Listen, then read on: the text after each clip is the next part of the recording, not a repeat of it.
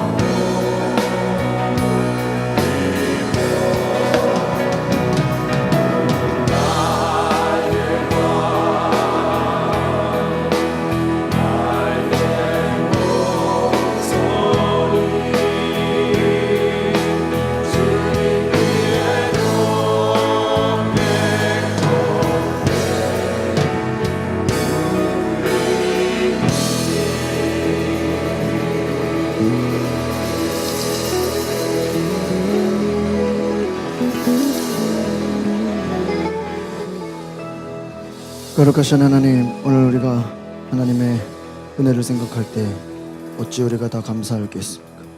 하나님, 우리가 어찌 하나님의 은혜를 다 알 수 있겠습니까? 우리를 사랑하시고 우리를 위해 십자가를 지시고 우리를 죽기까지 사랑하신 그 하나님의 사랑을 다시 한번 기억할 때 우리가 감사하지 않을 수 없습니다. 주님, 우리 안에 그 은혜를 알게 하여 주시옵소서. 예수 그리스도 이름으로 기도하옵나이다. 아멘. 고린도후서 12장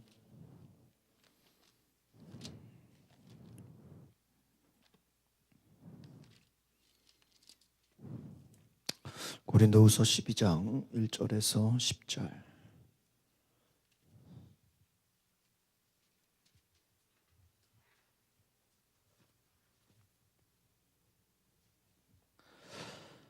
고린도후서 12장 1절에서 10절의 말씀 우리 같이 보겠습니다. 시작. 무익하나마 내가 부득불 자랑할 거니 주의 환상과 계시를 말하리라. 내가 그리스도 안에 있는 한 사람을 아노니 그는 14년 전에 셋째 하늘에 이끌려 간 자라. 그가 몸 안에 있었는지 몸 밖에 있었는지 나는 모르거니와 하나님은 아시느니라. 내가 이런 사람을 아노니 그가 몸 안에 있었는지 몸 밖에 있었는지 나는 모르거니와 하나님은 아시느니라. 그가 낙원으로 이끌려가서 말로 표현할 수 없는 말을 들었으니 사람이 가히 이르지 못할 말이로다. 내가 이런 사람을 위하여 자랑하겠으나 나를 위하여는 약한 것들 외에 자랑하지 아니하리라.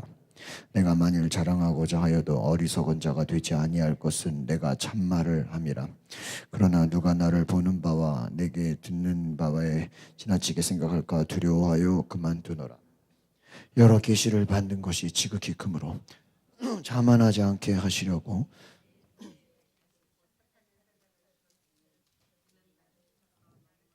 너무 자만하지 않게 하려 하심이라. 이것이 내게서 떠나가게 하기 위하여 세 번 주께 간구하였더니 나에게 이르시기를 내 은혜가 내게 족하였도다. 이는 내 능력이 약한 데서 온전하여 짐이라 하신지라. 그러므로 도리어 크게 기뻐함으로 나의 여러 약한 것들에 대하여 자랑하리니 이는 그리스도의 능력이 내게 머물게 하려 함이라. 그러므로 내가 그리스도를 위하여 약한 것들과 능욕과 궁핍과 박해와 곤고를 기뻐하노니 내가 약한 그때에 아멘.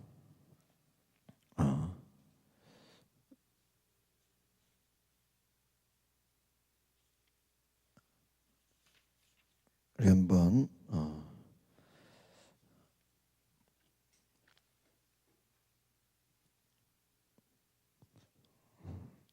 따라해 보겠습니다. 약한 것들에 대해 기뻐합시다.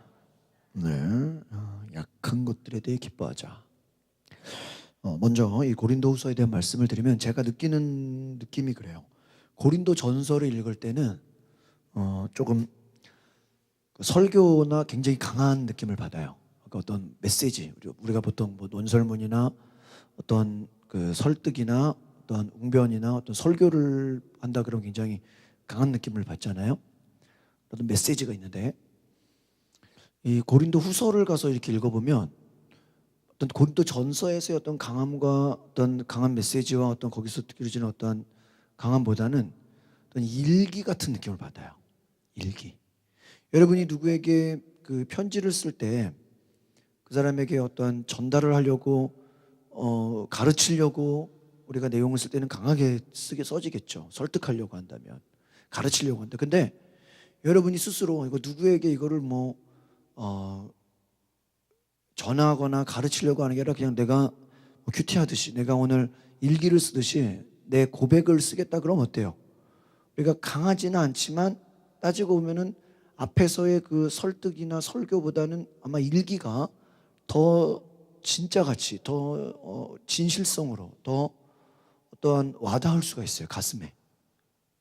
고린도 후서가 그런 것 같아요. 제가 이번에 이렇게 설교를 해보면서 내가 다시 한번 고린도 후서를 묵상해봐야 되겠다 그런 마음이 들어요. 왜냐하면 우리가 설교 때 고린도 전서 말씀을 많이 들어요. 뭐 여러분 생각해보면 고린도 저도 뭐 듣기만 해도 그냥 전서하면요 머릿속에 이렇게 그림이 1장에 뭐 2장에 뭐 이렇게 머리에 그려지거든요.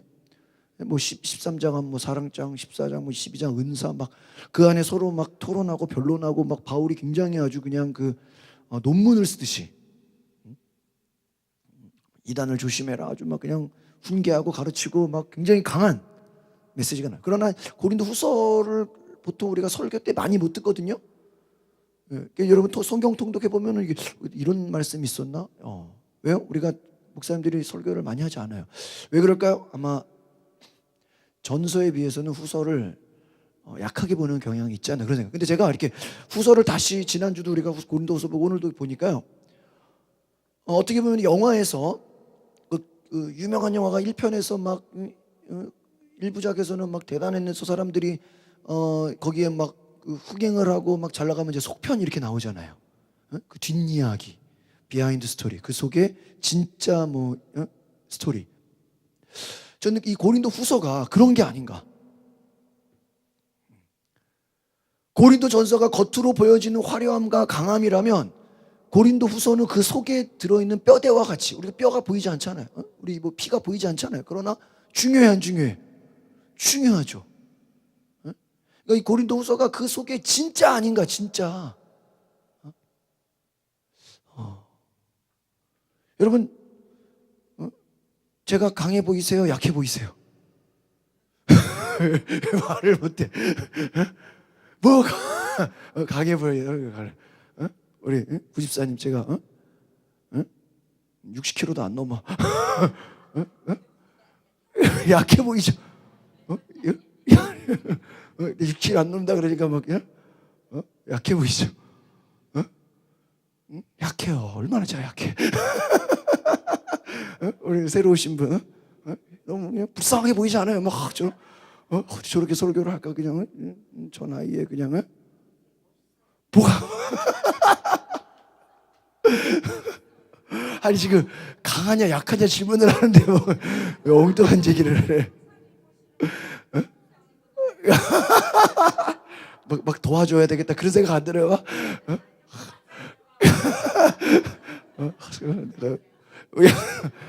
저 너무 그냥 서 있기도 힘들어 보이겠다 그런 생각 안 들어요? 그래 보이잖아요. 저 목사 기도 안 해주면 진짜 목회가 제대로 될까 막 걱정되지 않으세요? 막 진짜 나라도 가서 도와주지 않으면 그렇죠? 그리고 다 그런 마음으로 오신 거잖아, 그렇죠?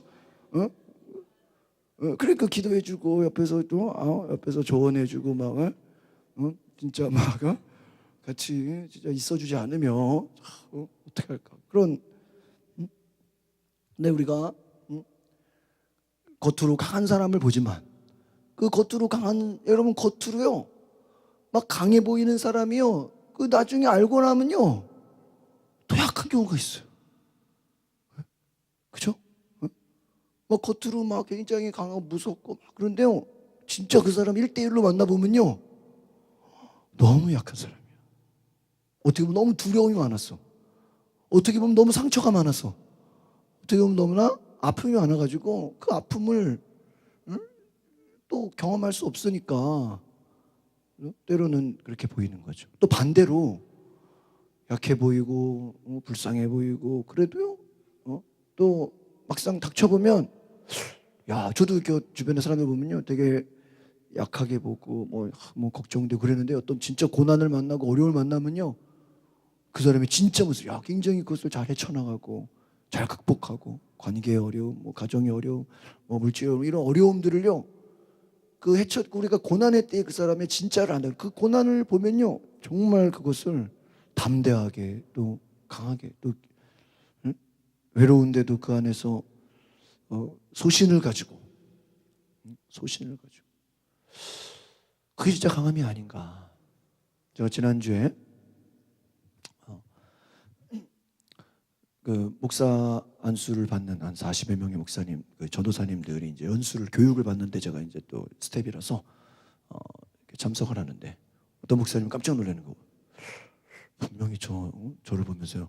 아는 분인데 분명히 저 사람 목사인데 여기 왜 왔지? 저보고 목사 안수 받는 줄 알았대. 제가 거기서 목사님들을 같이 이렇게 교육을 받으면서 한 목사님이 강의를 하는데 너무 은혜를 받았어요. 그 강의에.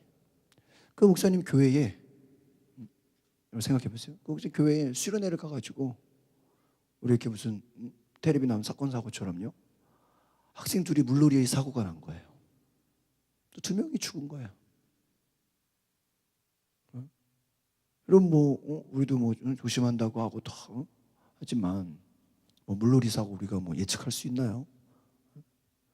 그래가지고 뭐 한 사람은 일찍 발견되고 한 사람도 늦게 발견돼가지고 뭐 이렇게 물놀이 사고가 뭐 바닷가인지 뭐 그래가지고 교회가 어떻게 됐겠어요? 애가 죽었으니 이거 뭐 저도 그 느낌이 어떤 느낌인지 알아요. 저도 예전에 교회 있을 때 애를 잊어먹어가지고 또 부모가 교회 안 다니는 애 7살. 저도 이제 웬만하면 이제 부모 같이 이렇게 같이 않으면 어디 갈 때 이제 같이 안 가려고 하는 게 그런 거예요. 부모 없이 애들만 데려가는 건 좀 위험한 게 많거든요. 가깝게 하루 놀러 가는 건 괜찮지만 수련회 같은 거는 수련회였는데 애가 산속으로 올라가가지고 그 다음날 새벽 5시에 찾았어. 산속에서 애가 울어가지고. 근데 그때 진짜 교회가 뒤집어져. 그 사건이 있고 나서 2년 동안 수련회를 안 갔어요. 얼마나 상처가 컸는지. 제가 그 교회 나오고 나서 그 다음에 가더라고. 굉장히 트라우마가 돼가지고 수련회 안 간다. 정교인 수련회 안 간다. 연합 수련회 그냥 안전하게. 근데 이거는 뭐 이미 장례식이 난 거예요. 교회가 뒤집어졌죠. 장로님들이 많이 계신데 그 중에서 절반 장로님들은 뭐 이렇게 공직자도 계시고 사장님들도 계시고 뭐 선생님 교회에서 사건 이런 거 이거는 웬만하면 소문 안 나게 덮어야 됩니다. 소문 안 나게 장례식도 쫙 교회에서 최대한 먼데 병원 가가지고 이미지만 나빠지고 그리고 뭐 싸움 날 수도 있으니까 장로님들이 최대한 멀리 가서 최대한 안 보이는 데 가서 소문 안 나고 그냥 눈에 안 보이게 하라고. 근데요 그 목사님이 이건 그럴 일이 아니다. 교회가 책임을 져야 된다. 그래가지고 장로님들이 무서워서 덮으려고 하는 거를 이 목사님이 소신을 가지고 교회에서 장례식을 치렀어요. 소예배실 또 부속실 해가지고 2군데서 날짜가 달라가지고. 근데 가족들이 어땠겠어요? 에? 난리가 났을 거 아니에요. 막 싸우려고 들고 막. 근데요 이 교회에서 정말 성심성의껏 정말 미안한 마음 또 아주 그냥 겸손한 마음으로 그 장례를 아주 그냥 섬기고 또 교회가 건축을 준비하는데 건축을 준비한 그 비용을 가지고 보상비를 해줬어. 그리고 교회가 목사님의 소신을 가지고 정말 그 위기를 얼마나 큰 위기예요. 근데 어떤 가족분이 편지를 써서 냈다는 거예요. 자기가 처음에 이 교회를 장례 조문을 올 때는 싸우려고 왔고 한바탕 하려고 왔는데 교인들이 목사님이 이 섬겨주는 그 섬김을 보고 오히려 감동을 받아서 갔다는 거예요. 싸우려고 왔는데 한바탕 하려고 왔는데 미리부터 겸손하게 낮추고 정말 섬기고 죄송하다고 그냥 그렇게 나오니까 오히려 감동을 받고 그 교회에서 보상해준 그 보상받은 가정들이 오히려 그 보상금을 가지고 다시 건축원금을 다시 다 냈대요.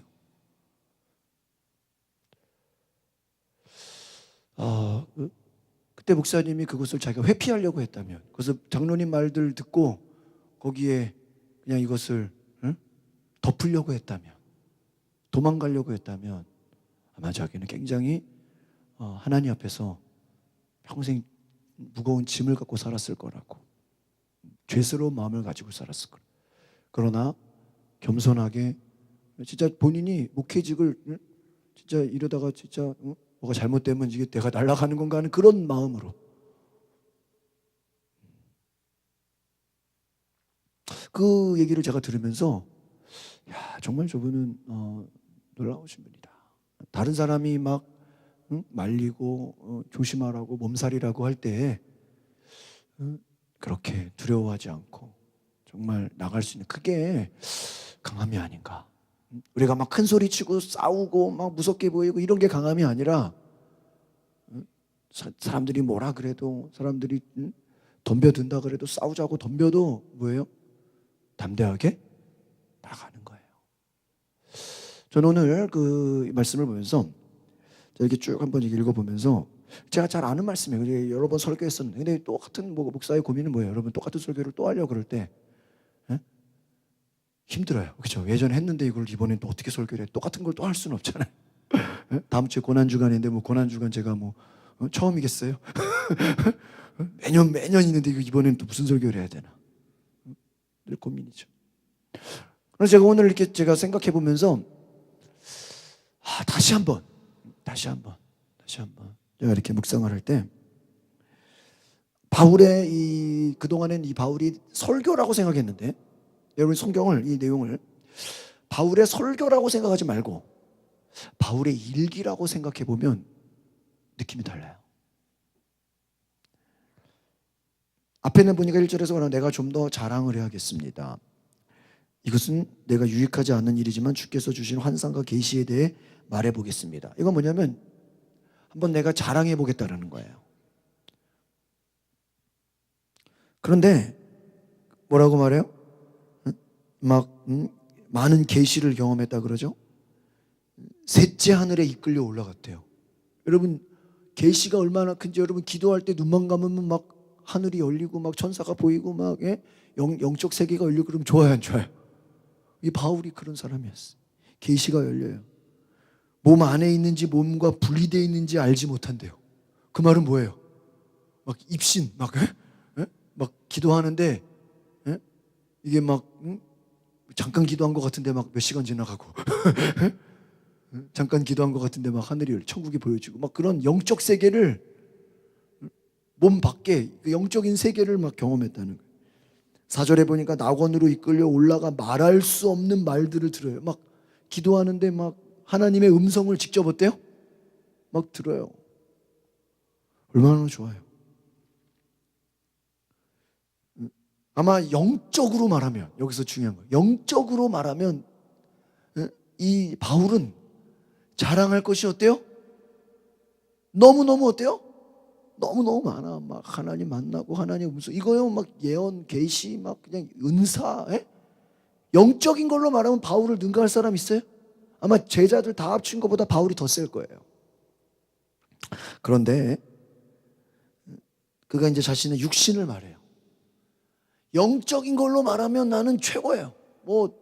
부러울 게 없고 부족할 게 없어요. 그러나 5절에 보니까 내가 자랑할 것이나 나 자신을 위해서는 뭐만 자랑합니까? 약한 것들 외에는 자랑하자. 이거 말 뭐냐면 내가 영적인 거 자랑하려면 뭐예요? 엄청나게 많다 이거야. 엄청나게 많아. 그러나 아마 육신적으로 말하면 나는 뭐밖에 없다? 약한 거밖에 없다 이거예요.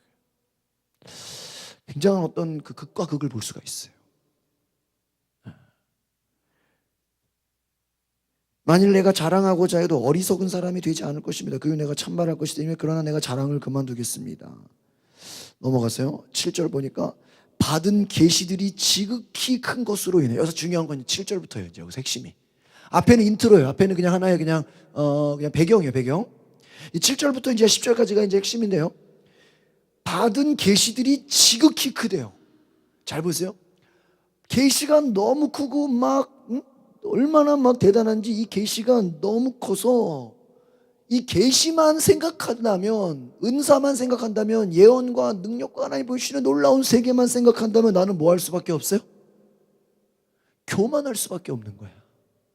그러니까 여러분 인간이요 참 연약한 거예요. 여러분 기도할 때마다 하나님이 다 음성 들려주고요 눈만 감으면 다 보여주면요 우리는 뭐해져 버릴까요? 교만해져 버려. 그러니까 너무 음성 들으려고 하지 마세요. 안 들려주는 이유가 있어. 왜요? 너무 많이 들려주면 어떻게 돼요? 여러분 설교 시간에 여기 오겠냐고 집에 가서 음성 들어야지. 하나님이 안 보여준다니까. 왜요? 여러분이 다 보여주면요 여러분 예배 안 나온다니까요. 확실히 내가 설교 듣는 것보다 집에서 기도하면 하나님이 더 음성 들려주고 더 보여주는데 그 뭐해지는 거야? 바로 교만해지는 거야. 그러니까 교회 올 필요가 있어요 없어요? 없어. 그렇잖아요. 가끔 우리가 전도해 보면요 그런 사람들이 있어요. 저 혼자서 성경 많이 읽고요. 혼자서 기도 많이 하고요. 네? 뭐 기도하면 하나님 말씀 주시고요. 뭐 누구만 가면 막 하나님 막 환상을 열어주시고요. 그래서 결론은 교회 안 가도 돼요. 이거예요.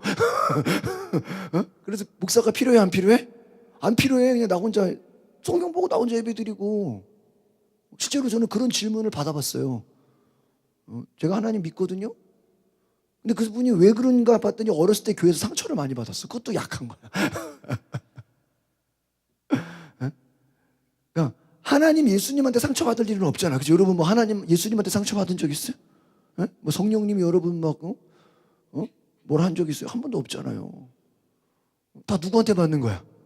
사람들, 교회 다니는 사람들. 근데 제가 그게 알려줬잖아. 누가 여러분 상처 주면 감사하게 생각해야 돼. 그 사람이 그나마 교회 다녀서 그 정도야. 그래 안 그래요? 교회 안 다녔으면 더하면 더했지, 그렇죠? 야, 교회 저 사람 예수 믿는데 어떻게 저렇게 싸우고, 예수 믿는데 어떻게 저렇게 강팍하고, 예수 믿는데도 어떻게 말을 함부로 하고. 그나마 예수 믿어서 뭐야? 그 정도야. 예수 안 믿었으면 더 난리 났어요. 감옥 갔어. 여러분, 우리가 하나님이 때로는, 저는 바울을 보면서 그 생각이 들었어요. 우리는 여러분 바울을 보면서 부러워요, 안 부러워요? 부러워. 왜? 바울은 눈만 감으면 뭐가 열려요? 환상이 열려. 기도하면 하나님의 뭐가 들려요? 음성이 들려. 영적 세계가 보여. 그런데 바울이 뭐라 그래요? 내가 너무 계시가 많아서 하나님이 뭐 하지 않게 하려고? 교만하지 않게 하려고 내 육체에 뭐를 줘요? 가시를 줬다 이거예요. 가시. 그래서 교만하지 않게 하려고 했다. 내가 이 육체의 가시를 하나님 제발 떠나가게 하려고 3번이나 간구했는데 9절에 보니까 뭐라 그래요? 내 은혜가 내게 족하도다. 내 능력이 약한 데서 온전해진다. 지금요, 여기 잘 보면 바울 자체는 지금 온전한 거예요, 안 온전한 거예요? 온전한 거예요. 그런데 자기 스스로는 뭐라고 생각해요? 약하다고 생각해요. 하나님 보시기에는 야, 너 그 정도면 충분해. 너 그 정도면 됐어. 자기 자신은 뭐라고 생각해요? 약하다고 생각해요. 모순이죠. 여러분 예를 들면 그런 거예요. 여러분 스스로가 지금 막 열등감을 느끼고 있어요. 나 누구랑 비교하면 나는 부족해. 이 사람하고 비교하면 이게 부족해. 저 사람하고 부족하면 나는 이게 부족한 것 같아. 여러분 스스로가 나름대로, 여러분 서울대학 다니는 사람들은 열등감 있을까요, 없을까요? 굉장히 많아요. 그 안에서 막 열등감 느껴서 막 죽기도 하잖아요. 아니 서울대를 나가는데 왜 자살해요? 남들은 근처도 못 가는데. 서울대학 나고 막 또 무슨 카이스트 막 과기대 이런 분들이 막 자살해요. 교수들이 막 죽어요. 아니 유학 갔다 왔는데 왜 죽어? 유학 갔다 왔는데. 박사님이 왜 죽어? 박사님이 열등감 있으면 돼야 돼요. 박사 왜 받았어 그러면? 근데 사람들이요 막 열등감에 빠지고 내 모습 이게 뭐냐 그러고요. 스스로가 막 힘들어해요. 사도 바울이 아마 본인 인간적인 생각으로는, 잘 보세요, 계시가 많아. 막 하나님이 음성을 들려줘. 능력이 많아. 막 병든 자가 나, 귀신이 떠나가. 막 영의 세계가 보여. 막 그 사람 속이 막 다 보여. 열렸어. 막 영적이 다 열렸어. 그러면 내 육신의 모든 것도, 모든 게 다 어때야 돼요? 그것도 어때야 돼요? 강해야 돼, 안 강해야 돼요? 강해야 돼요. 그러니까 바울의 딜레마는 뭐예요? 영적으로는 부족한 게 하나도 없는데 내 육신은 어때요? 약하다는 거예요. 이게 자기는 이해가 안 된다는 거예요. 여러분 제가 주일날마다 지금 고난에 대해 설교하잖아요. 의인이면은 다 하나님이 축복과 막 부귀영화와 막 명예 권세와 그렇게 있어야 돼요, 없어야 돼요? 근데 의인이 어려우면 당해요, 안 당해요? 당하잖아요. 열심히 신앙생활해도 고난 당해요, 안 당해요? 고난 당해요. 이러면 이게 우리가 딜레마라. 이게 아니 기도만 하면 주님이 나와 함께 하시는데 왜 내 인생은 어렵지? 그런 생각 안 해봤어요? 교회 와서는 막 성령 충만하고 막 주님이 막 당장 오늘부터 막 모든 게 열릴 것 같은데 막상 가면 그래요 안 그래요? 안 그래 막 핍박이 더 심하고 막 여기 더 힘들어지고 눈만 막 하나 영적으로는 막 하나님과 교통해서 막 진짜 모든 게 다 해결될 것 같은데 막상 그런 거 있잖아요. 막 남들은 기도해 주면 막 문제가 해결돼. 근데 내 문제는 해결이 안 돼. 얼마나 힘들어요. 막 다른 사람 기도해 주면 막 감사하대. 막 간증이라고 막 문제 해결되고 막 네가 기도해 주니까 하나님 역사되고 그 내가 기도해도 다른 사람들은 좋아하는데 막상 내 문제는 내가 아무리 기도해도 더 심해져. 더 악화돼. 이거 뭐야 그러면? 왜 하나님 무슨 다른 사람 병든 자 기도하면 낫는데 내 병은 고쳐달라고 기도했는데 나았나? 안 나. 그런 거 이상하잖아 지금. 응? 남들 문제는 해결되는 지금 바울이 그런 마음이에요.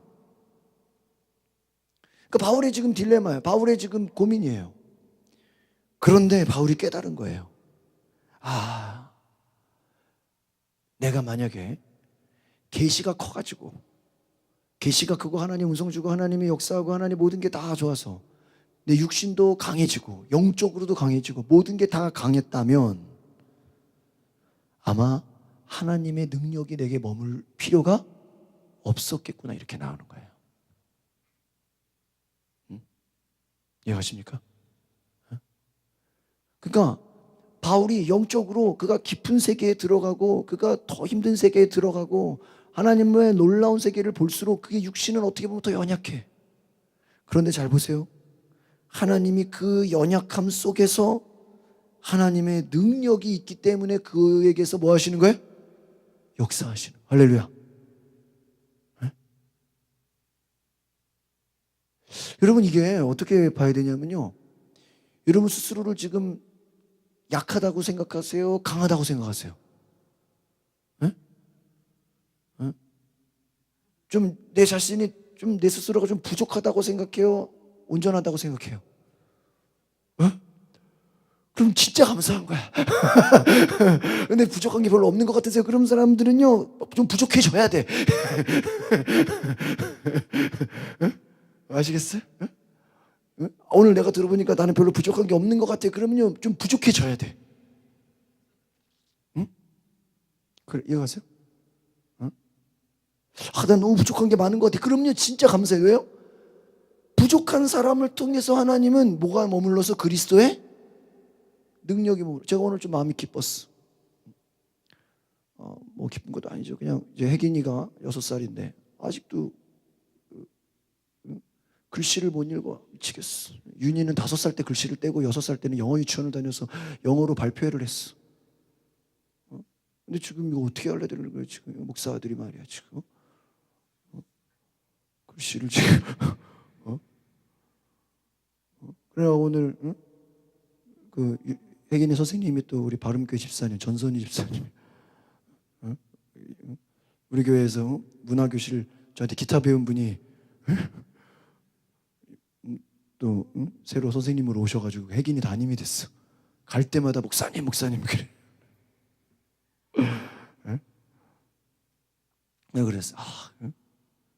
6살인데 한글도 못 읽어서 지금 미치겠다 힘들다 그러니까 목사님 뭘 그런 거 갖고 그러세요. 우리 아들은 8살 때 한글 읽었어요. 그래요? 그때 갑자기 그랬냐고. 그래도 우리 애는 우리 윤희는 5살 때 한글 다 떼는데 그건 영재죠 영재. 그러냐고. 그게 당연한 거 아니냐고. 8살 때 한글 읽는 애들도 있다고. 그러냐고. 우리는요 막 스스로 우리가 뭐하다고 생각해요? 연약하다고 생각하고 부족하다고 생각하고 걱정하고 막 이래서 되겠냐 그러고. 여러분 하나님의 능력이 어떤 자에게 머문다? 약한 자에게 머문다. 제가 그 이소결하면서 옛날에 그런 소개를 했어요. 우리가 잘 아는 삼손이죠. 삼손. 삼손이 뭐예요? 성경에서 힘이 가장 장사. 근데 여러분 그 주석, 성경의 그 배경을 연구해 보면요, 예를 들어 삼손이 힘 가장 세고 막 다 뭐 그냥 뭐 혼자서 막 그냥 수백 명 수천 명 싸워 이기고 막 그냥 혼자서 무슨 뼈다귀 하나 가지고 막 사자 뭐 곰 다 때려잡고 막 뭐 굉장한 선수 아니에요. 싸움의 왕 아니에요. 근데 막상 그 삼손의 그 배경을 보면 그가 그냥 호리호리하고 연약한 사람이래요. 저같이 60kg도 안 넘고 그냥 말라가지고 호리호리하고 그냥. 그런데 싸움 1등이야. 막 다 때려눕히고 막 다 무찔러버리고. 그 사람들이 이상해 안 이상해? 이상하잖아. 말이 돼야 안 돼요? 말이 안 되잖아요. 그쵸? 막 근육도 있고 막 그냥 키도 크고 막 힘이 있고 막 누가 봐도 막 겉만 봐도 어때야 보여야 돼? 좀 무서워 보여야 되는데 전혀 안 그러는 지극히 어떤 사람? 평범한 사람이 싸움 왕이야. 지극히 약해 보이는 사람이 싸움 1등이야. 싸움은 다 이겨. 그 사람들이 이상해 안 이상해요? 이상하죠. 왜 이상해요? 도대체 인간적인 눈으로 볼 때는 싸움을 잘할 것 같지가 아닌데 잘해. 왜 그럴까요? 그 힘을 누가 주신 거예요? 하나님이 주신 거야. 그래서 성경은 뭐라고 했어요? 어리석은 자로 하나님의 지혜가 들어가면 지혜로운 사람을 뭐하게 한다? 부끄럽게 한다. 아주 가난한 사람을 하나님이 확 축복을 해버려. 그러면요, 하나님이 그냥 찌질이도 가난한 사람을 확 축복해버리니까 그 축복이 너무 커가지고 당대의 부자들이 어떻게 돼버려? 부끄러워져 버려. 야, 저런 사람이 어떻게 큰 부자가 됐어? 장사, 아무것도 모르는 사람이 하나님이 지혜 줘가지고 그냥 못 모르고 장사했는데 재벌이 됐어. 야, 저 사람 무슨 하다 망할 줄 알았는데 어떻게 저렇게 잘 되냐? 인간적인 생각으로 볼 때 이해가 가요, 안 가요? 운동 그냥 공도 못 찰 것 같은 사람이 그냥 운동 겉으로 봐도 뭐 전혀 못할 것 같은 사람이 막 너무 잘해. 이번에 뭐 컬링에서 그랬다며요. 기대도 안 했는데, 생각도 못 했는데 자기들도 놀래잖아요. 여러분, 그런 거야. 보니까 이번에 선수 중에 기독교인들이 많다 그러죠. 너무 약해서, 너무 불쌍해서 아무것도 못할 것 같았는데, 여러분 만약에 자녀들로 말하면 너무 약하고 부족하고 그냥 걱정돼. 근데 그 자녀가 나중에 훌륭한 인물이 돼봐요. 누가 도와주셔서? 하나님이 능력을 주셨어. 할렐루야. 그러니까 이게 지금 어떤 건지 아시겠어요? 우리가 겉으로 보기에는 문제가 많을 수 있고 약해 보일 수 있고 겉으로 보기에는 걱정돼 보일 수 있어. 겉으로 보기에는 교회로 말하면 야 무슨 조그만 교회가 뭐 하겠어? 교회는 얼마 없는데 뭐 하겠어? 교인들 뭐 수준이 뭐 되겠어? 겉으로 보기에는 약해 보이고 겉으로 보기에는 부족해 보이는데 그들이 하는 열매가 막 커봐요. 그들이 하는 일들이 막 놀라워봐요. 사람들이 어때요? 놀래버려요. 야, 저건 누가 도우시는 거다? 하나님이 도우시는 거구나. 그러니까 사도 바울이 이걸 지금 깨달은 거예요. 이게 지금 자기가 설교하는 게 아니에요. 지금 고린도, 제가 지금 처음 말씀드렸죠. 고린도후서가 제가 처음에는 이게 설교인 줄 알았는데 잘 보니까 설교가 아니라 뭐 같다? 일기는 뭐예요? 깨달은 거. 여러분 일기에다가 막 명령하지 않잖아요. 설득하지. 왜? 내가 깨달았다.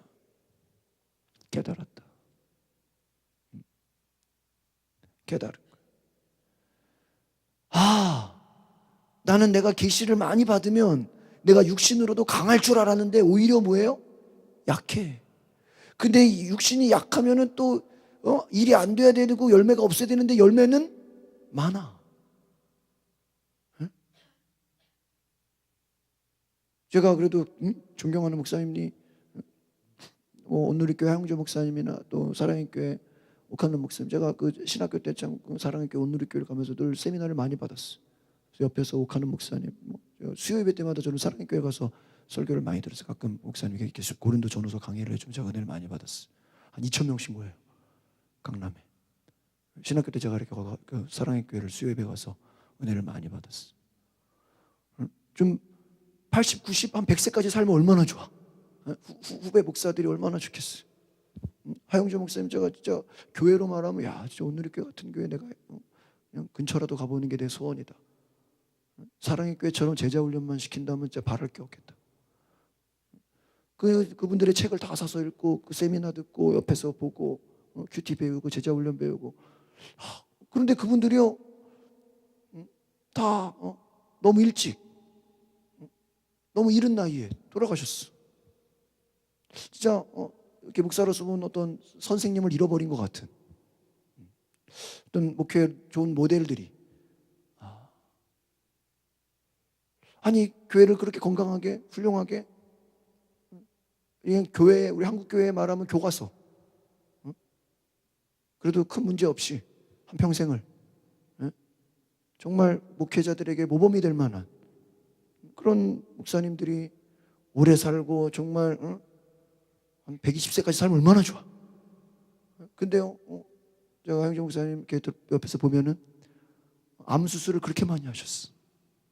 근데 교회가 그런 목사님이요, 이게 고난주간하고 맞네, 항암 치료받고 암 수술 한번 할 때마다요 하나님이 목회를 이렇게 하라는 아이디어를 준대요.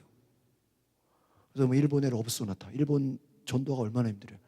교회의 모든 힘을 다 동원해서 일본 오사카, 동경, 주요 도시를요 일본 사람 모기가 쉬운 줄 알아요? 일본 사람이 한국을 얼마나 우습게 하는데. 그냥 연예인들 다 데려가고 막 기획팀 다 데려가가지고 일본을 그냥 우리들 말하면 공연장에, 이런 큰 극장에 사람들을 수천 명을 모아놓고 전도 집회를 하고, 또 병원에 한번 수술하고 나오면 의사 전도, 선생 전도, 간호사 전도, 어머니 전도, 맞춤 전도를 시작하고. 하여튼 암 수술 한번 갔다 올 때마다 하나님이 목회적 아이디어를 준대. 이야.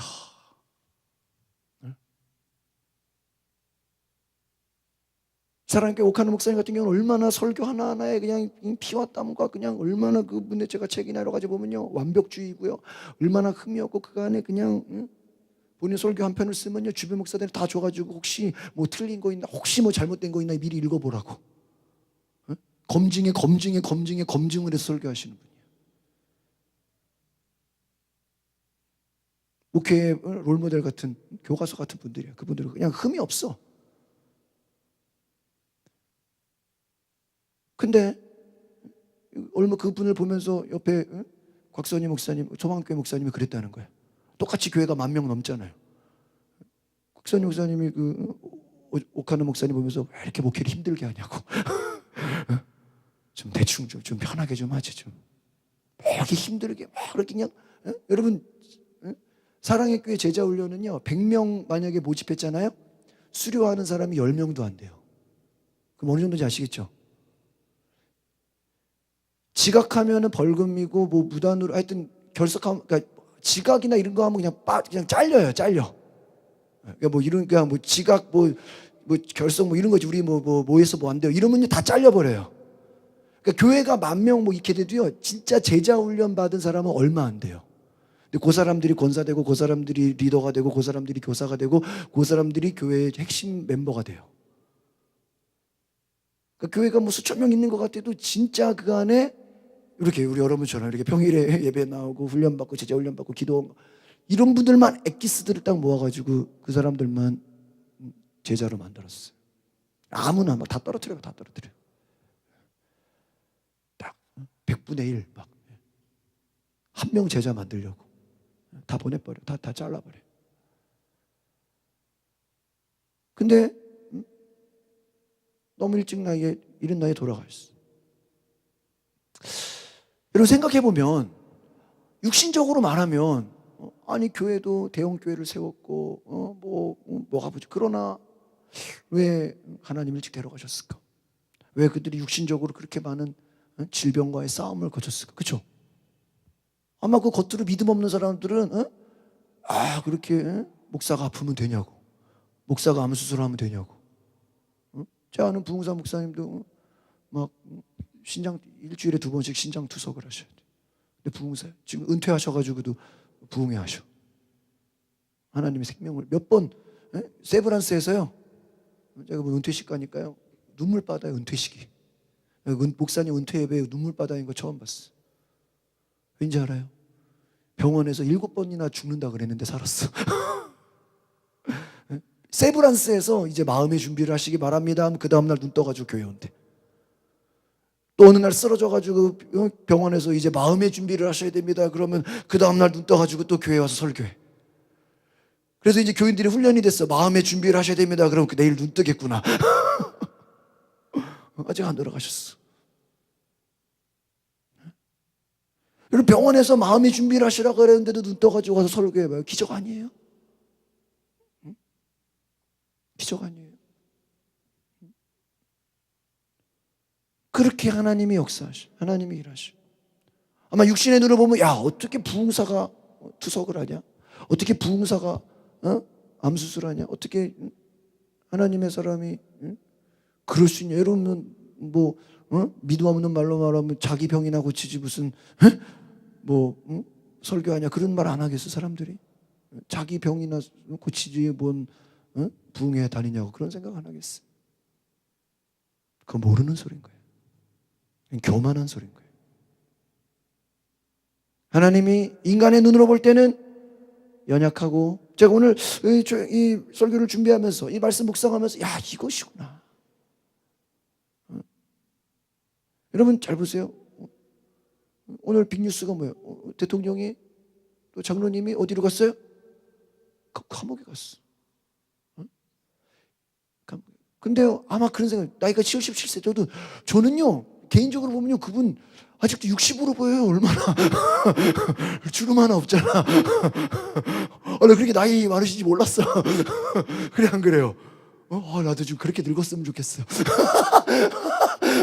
나 부러워. 여러분 77세를 보여요 안 보여요? 안 보이잖아. 진짜 60처럼 보이죠. 60은 한 50대 중반으로.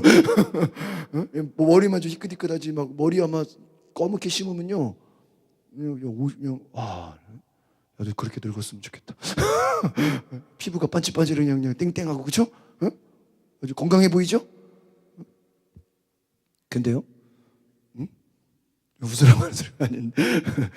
근데 여러분 제가 생각해 보니까요 그분의 인생은 지금부터야. 그동안은 부귀영화 다 어때요? 권력 부귀영화 다 누렸잖아요. 혼자 있을 시간이 있었어 없었어요? 늘 참모들이 오고 비서들이 오고 늘 여러분 진짜 지도자들 혼자 있을 시간이 있어요 없어요? 경호원이 따라다니잖아 경호원이. 근데 이제부터요 저는 그렇게 생각해요. 그냥 솔직히 여러분 잘못이 없는 사람이 어디 있어요? 그리고 여러분 그런 거 있잖아요. 10년 전 20년 전에는요 그게 문제가 아니었다니까. 근데 지금 와서 보면 뭐예요? 국정원이든 옛날에는 그런 게 그냥 또 오늘 보니까 패널들이 그런 얘기 하더라고. 지금 몇십억 몇백억 하는데요 그 당시에 이런 전두환 노태우는 몇천억이었어. 몇천억. 4천억 그냥 몇 조 그거에 비하면 뭐예요? 이분들 이거 교회들도 큰 교회들 보면 문제 있다 하는데요. 여러분 큰 교회 그 예산 규모가 어떤지 알아세요? 몇백억이 몇백억. 우리 생각도 못해요. 근데 거기서 얼마가 그게요. 여러분 아마 저보고 몇백억 교회 예산 움직이라 그러면요 돈이 1, 2억이 어디로 흘러가는지 알아요 몰라요? 어떻게 알아 내가? 한 주에도 몇십억이 움직이는데 제가 광림교회 있어 보니까 그 무슨 어디 선교사들 어디 교회 지는데 몇 천만 원 이런 거 보내고 하는 거예요. 장로들이 다 하더라고요. 장로들이 사인하고 목사가 그 일일이 그 체크를 못 해요. 교회 예산이 250억이 넘는데 200억이 넘는데 천 단위 그거 어떻게 그걸 다 일일이 다 어떻게 알아요? 신경 못 쓰다 보면 사고도 나고 별일만 일어나죠.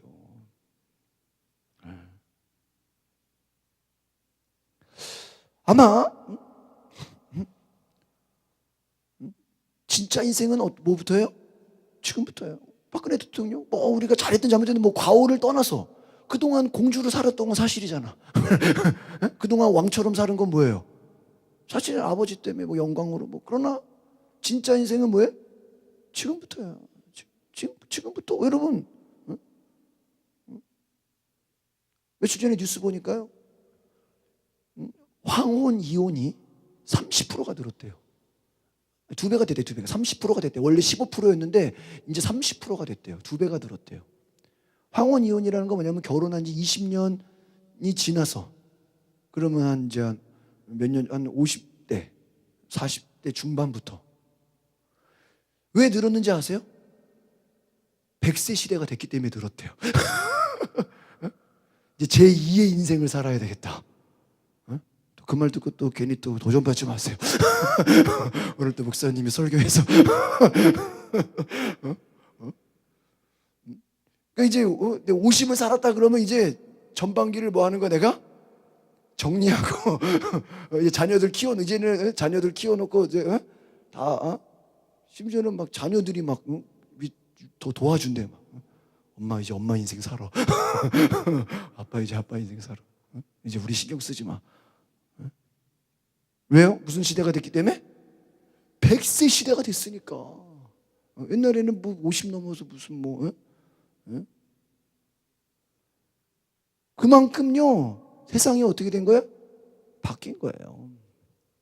바뀐 거예요. 60, 70? 아니에요, 여러분. 늦었다고 생각할 필요 없어요. 뭐부터요? 지금부터요, 지금부터. 할렐루야. 여러분, 내가 너무 약한데요? 내가 너무 부족한데요? 내가 너무 연약한데요? 걱정하지 마세요. 지금부터 여러분이 이걸 깨달으면요 하나님 역사할 수 있어요. 믿으십니까? 왜? 내가 약하기 때문에 오히려 하나님이 뭐예요? 에? 놀랍게 역사하시는 거야. 만약에 제가 지금 박사학위가 없지만 내가 막 박사학위가 한 여러 개 있다 그래봐요. 그러면 내가 목회가 부흥되고 막 교회가 잘 되면 사람들이 뭐라 그럴까? 박사학위가 많아가지고 제 교회 목회 잘한다 이렇게 생각 안 하겠어. 내가 조금 아쉬운 것도 있어. 약간 화나는 것도 있어. 뭐 내가 하면요 사람들이 다 뭐라 그러는지 알아요? 내가 뭐 좀 잘하고 막 이러면요 부모가 목사라서 그래. 그 얘기가 한쪽으로는 좋은데 이걸 너무 당연하게 내가 노력하고 쓰고 한 거를 별로 그거 약간 인정을 안 해. 굉장히 내 차라리 평신도의 아들이었으면 굉장히 인정받을 텐데 그냥 사람들이 어떻게 봐? 좀 당연하게 봐. 제 아버지가 목사라서 그래. 저기 장인이 목사라서 그래. 그 목사 자녀가 다 그래? 그런 건 아니잖아. 근데 약간 그런 게 있어. 그런 게. 아시겠어요? 기분 나쁘다니까. 목사 자녀라, 목사 아들이라서 그래. 물론 목사 아들이라서 그런 것도 있죠. 프리미엄이 있죠. 뭐 없는 것보다 평신도 자녀하고는 다르죠. 그러니까 여러분, 우리가 뭐 잘할 때, 그냥 제 부모가 부자니까, 뭐 부모가 뭐 뒤에서 밀어주니까, 뭐 도와주니까, 뭐 다 해주니까, 제 그냥 절로 먹는 거지, 그냥 되는 거지. 여러분 그게 좋아요? 쟤 부족하고, 쟤 연약하고, 쟤 안 될 것 같고, 실패할 것 같고, 쟤 망할 줄 알았는데 어떻게 저렇게 성공하냐? 어떻게 저렇게 잘 되냐? 어떻게 저렇게 열매가 있냐? 뭐가 좋아요? 사람의 눈으로 볼 때는 안 될 것 같고, 사람의 눈으로 볼 때는 도저히.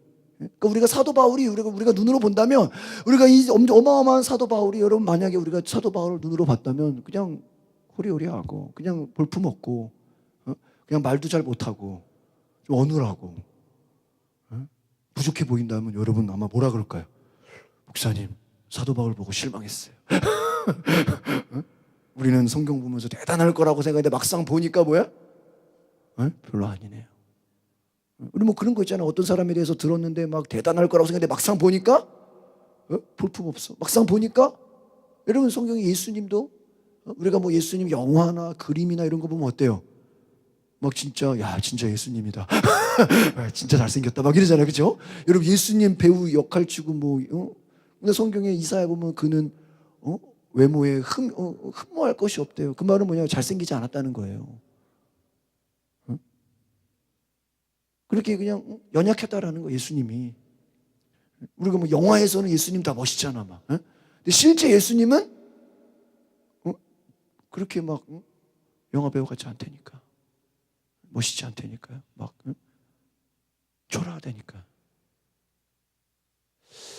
우리가 어떻게 보면 외적인 것이 있어서가 아니라 연약하기 때문에 그 연약함 가운데서 하나님의 능력이 내게 머물게 하려 함이라. 할렐루야. 여러분이 약한 게 뭐한 거예요? 감사한 거야. 여러분 몸이 건강한 것보다요 약한 게 오히려 더 감사. 여러분 뭐가 잘 됐을 때 사람들이 야, 쟤 건강하잖아.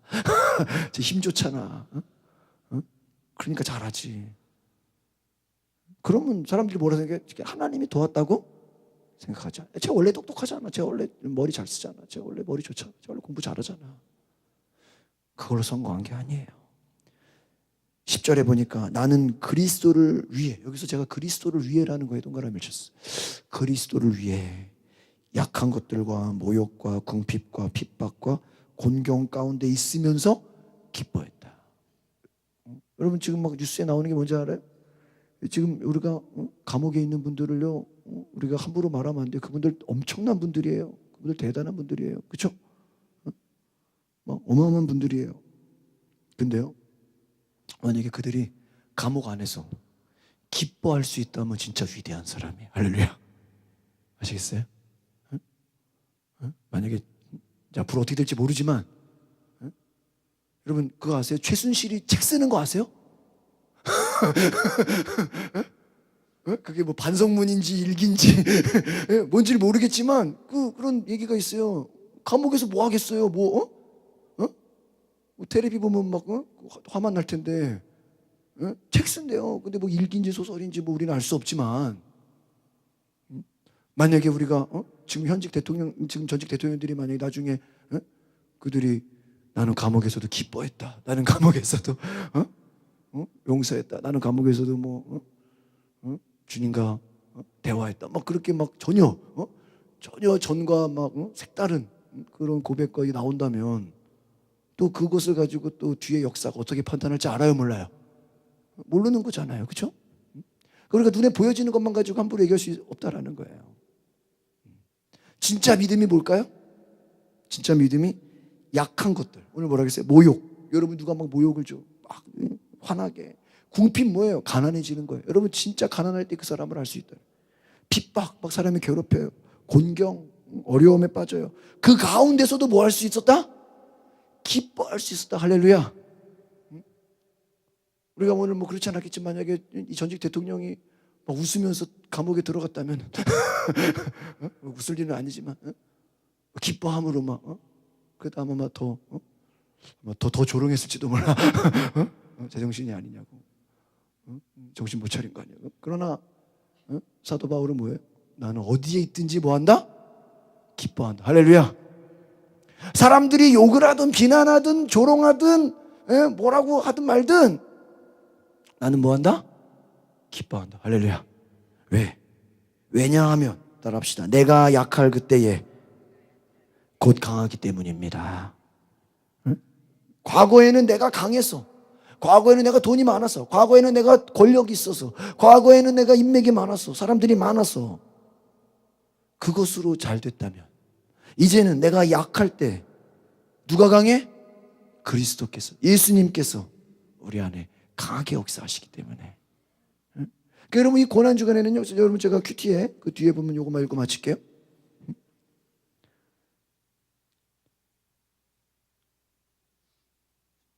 당시에 그 고린도 그 교회 당시에요, 거짓 사도들은요, 내가 무슨 환상을 봤다, 내가 계시를 봤다, 이걸로요 막 자기를 높였다는 거예요. 그러니까 바울이 지금 자기가 내가 많은 계시를 봤다, 환상을 봤다, 이런 걸 좀 자랑했잖아요. 근데 이 바울이 왜 이걸 자랑했냐면요, 당시에 그냥 어중이 떠중이들도 내가 기도하면 뭐가 보인다, 주님 말씀하셨다, 그냥 주님이 음성 봤다, 환상 봤다, 이거를 너무나 많이 자랑했대. 근데 그거 얘기 들어보면 그걸로 따지면 누가 더 많아? 바울이 더 많아. 근데 이들을 보니까 내가 환상을 봤대, 계시를 봤대, 내가 뭐 은사를 많이, 근데 이들이 보니까 교만해. 주님을 높이지 않고 자기를 높여. 하나님이 없고 자기밖에 없어요. 신비한 체험 많이 했는데 말씀을 지키지 않아. 자기만 앞세워요. 이거는 바람직하지 않았다라는 거예요. 진짜 비교하면 자기가 더 많다는 거예요. 그러나 나는 겸손하다는 거예요. 왜 겸손해요? 나는 육체에 뭐가 있어요? 가시가 있어. 그러니까 여러분 안에 육체에 연약함이 있다는 건 감사한 거야, 안 감사한 거야? 그래서 오늘 뒤에 보니까 이렇게 나와 있어요. 우리 모두 하나님의 능력과 은혜가 없으면 아무것도 할 수 없는 연약한 존재다. 때로는 우리의 연약함이 마귀가 우리를 공격하는 것도 있어요. 그러나 그것만이 아니라 따라합시다. 연약함은 나를 겸손하게 합니다. 내 안에 연약함이 없으면 우리가 계시 보고 환상 보고 음성 들으면 어떻게 죠? 교만해진다고요. 그러니까 너무 그거 바라지 마세요. 근데 연약한 사람들은 많이 바래도 돼. 연약하니까. 하나님이 주셔도 괜찮아. 쟤는 약하니까. 근데 너무 건강한 사람들은요, 계시를 바라지 마세요. 그 사람들은 육신이 강하니까 계시도 많으면 어떻게 돼? 교만해질 거 아니에요. 약하지가 않은데. 그러니까 하나님이 어떤 사람에게 계시를 줄지 아시겠죠? 바울이 질병이 있었어요. 어려움이 있었어요. 하나님이 안 고쳐줬어요. 은혜가 내게 족하도다. 그러니까 여러분, 우리 약함이 하나님이 드러내는 자랑이 되는 거예요. 약함, 그러나서 우리가 약할 그때에 하나님이 우리를 함께 하시고 능력이 되어 주신다. 제가 이걸 보면서 그렇게 생각했습니다. 따라합시다. 구해도, 기도해도, 간구해도 들어주지 않는 것이 있습니다. 아시겠습니까? 하나님, 왜 이건 안 고쳐주죠? 왜 이 문제는 해결 안 해주죠? 왜 이거는 안 되는 거죠? 아무리 기도하고 아무리 간구해도 안 되는 거 있어요, 없어요? 여러분, 다 되면 여러분이 하나님이게요? 다 되면 여러분이 예수님이게요? 안 되는 거 있어요. 그거 안고 살아가야 돼요. 내가 그 내적 치유 이제 그 수련회를 갔다 오면 거기서 마지막에 그 부원장님 해주는 멘트가 있어요. 여러분은 상처 치유받았죠? 옛날에 모든 아픔을 치유받았죠? 그래도 여러분이 100% 치유받을 수는 없습니다. 그 나머지는 그냥 평생 안고 살아가는 거예요. 여러분 그냥 모든 거 그냥 뭐 조그만 거 하나까지 다 치유받으려고 생각하면 욕심이야. 그냥 큰 거 몇 개만 치유받으면 그냥 나머지는 뭐야? 안고 가는 거야, 평생. 약한 가운데 기뻐해야 돼요. 여러분, 부족해도 기뻐하시기를 바랍니다. 우리는 고난 가운데 기뻐하는. 그래서 여러분 미리 이걸 준비하는 거예요. 우리는 어떤 상황이 와도, 어떤 어려움이 와도 우리는 기뻐할 수 있다. 이것이 우리의 믿음인 것을 기억하시기를 바랍니다. 우리가 다음 한 주 동안 고난 주간을 보내면서 좀 하루하루 기도할 때 하나님, 내가 연약함을 깨닫게 하옵소서. 여러분, 내 연약함을 깨닫는 게 은혜예요. 그래야 우리는 겸손해질 수 있어요. 내가 잘났구나. 내가 그냥 뛰어나구나. 내가 그냥 부족함이 없구나. 이러면요, 교만해져요. 그런 사람들은 하나님의 능력이 머물 수가 없어요. 기도 안 하겠죠? 하나님께 나오지 않아요. 여러분, 우리가 약한 것이 얼마나 큰 감. 여러분 오늘 스스로가 강하다고 생각하는 분들은 예배 안 와요. 아마 오늘 오신 분들은 다 스스로를 약하다고 생각하셔서 기도하러 오신 것을 믿습니다. 그게 겸손함, 그게 하나님의 은혜인 거예요. 오늘 이 시간 우리가 하나님의 은혜를 경험하기를 바랍니다. 거룩하신 하나님, 나는 남보다 강하지 못해서, 나는 남보다 지혜롭지 못해서, 나는 남보다 더 건강하지 못해서 우리는 스스로 부족하다고 생각하고 열등하다고 생각하고 스스로 너무나도 한심하다고 생각했습니다. 하나님, 지금 바울을 생각해 보니까 오히려 연약한 것이, 오히려 어리석은 것이, 오히려 내가 지혜가 없는 것이, 내가 건강하지 않은 것이, 내게 아픔이 많은 것이 오히려 더 감사할 것임을 깨닫게 하시니 감사합니다. 하나님, 우리가 말씀을 깊이 묵상할 때 이해할 수 없어도, 다 알 수 없어도 하나님, 그럼에도 불구하고 하나님 여전히 나를 사랑하시고, 내가 아프고 연약하고 부족하지만 하나님은 그럼에도 불구하고 강하게 역사하시고 더 큰 일을 하시고 위대한 일을 이루시는 것을 믿습니다. 하나님, 내 연약함을 자랑할 수 있는, 내 연약함을 기뻐하고 내 약함을 감사할 수 있는 그 은혜가 있게 하여 주시옵소서. 우리가 부족함이 많고 흠이 많고 허물이 많지만 더 겸손함으로 하나님께 나아가게 하옵소서. 예수 그리스도 이름으로 기도하옵나이다. 아멘. 우리 함께 찬양하시겠습니다. 주는 완전합니다. 가사 띄워주세요. 녹화 꺼버리세요.